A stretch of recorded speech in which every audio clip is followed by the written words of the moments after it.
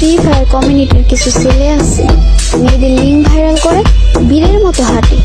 আরে ভাই, মেয়ে ভুল করে ভিডিও করছে ঠিক আছে, কিন্তু তুই কি রে? তুই তো সেই ভিডিও ঘোরায় ঘোরায় নিজের ডাউনলোড ভার্সন বানাই ফেলছস। মজা দুটো লেগেছে, তাহলে ইজ্জত গেল শুধু মেয়ে। তোরটা কি ফ্রি ফায়ার কাজ দিয়ে রক্ষা পেয়েছে নাকি? আগুন খেলা খেলছস, কিন্তু মনে রাখ, আজ যা লিঙ্ক ভাইরাল করছস, কাল তোর বোনটাও সেইভাবেই করবে। Mind it.